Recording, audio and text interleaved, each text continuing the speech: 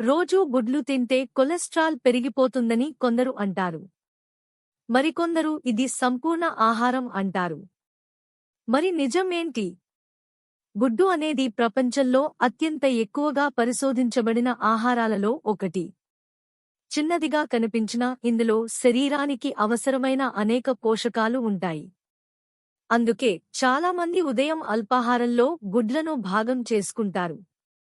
Fitness పై దృష్టి పెట్టేవారు, క్రీడాకారులు మరియు ఆరోగ్యంపై శ్రద్ధ పెట్టేవారు కూడా గుడ్లను ఎక్కువగా తీసుకుంటుంటారు.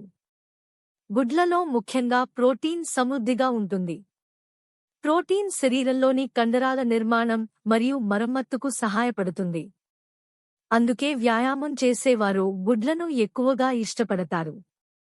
రోజువారీ ఆహారంలో తగినంత ప్రోటీన్ ఉండటం శరీరానికి చాలా ముఖ్యం. మరో ముఖ్యమైన విషయం ఏమిటంటే, గుడ్లు తిన్న తర్వాత చాలా మందికి ఎక్కువసేపు కడుపు నిండిన భావన ఉంటుంది. అందువల్ల మధ్యలో జంక్ ఫుడ్ లేదా అనవసరమైన స్నాక్స్ తినాలనే కోరిక తగ్గవచ్చు. బరువు నియంత్రణకు ప్రయత్నించే వారికి ఇది ఉపయోగకరంగా ఉండవచ్చు. గుడ్లలో విటమిన్లు మరియు ఖనిజాలు కూడా ఉంటాయి. ఇవి శరీరంలోని అనేక వ్యవస్థల పనితీరుకు అవసరం. కంటి ఆరోగ్యం, మెదడు పనితీరు మరియు సాధారణ ఆరోగ్యానికి సహాయపడే కొన్ని పోషకాలు గుడ్లలో లభిస్తాయి. ఇప్పుడు చాలామందిని ఆలోచింపజేసే విషయం కొలెస్ట్రాల్. ఒకప్పుడు గుడ్లలో ఉండే కొలెస్ట్రాల్ గురించి చాలా భయపెట్టే సమాచారం ఉండేది. కానీ తర్వాతి సంవత్సరాల్లో వచ్చిన అనేక అధ్యయనాలు ఆహారంలో ఉండే కొలెస్ట్రాల్ మరియు రక్తంలోని కొలెస్ట్రాల్ మధ్య సంబంధం ప్రతి వ్యక్తిలో ఒకేలా ఉండదని సూచించాయి. అందుకే ఈ విషయంలో వ్యక్తిగత ఆరోగ్య పరిస్థితులు కూడా పరిగణనలోకి తీసుకోవాలి. మరో ఆసక్తికరమైన విషయం ఏమిటంటే, గుడ్లు ఖరీదైన సప్లిమెంట్లు లేదా ప్రత్యేక ఆహారాల అవసరం లేకుండా మంచి పోషకాలను అందించే ఆహారంగా పరిగణించబడతాయి.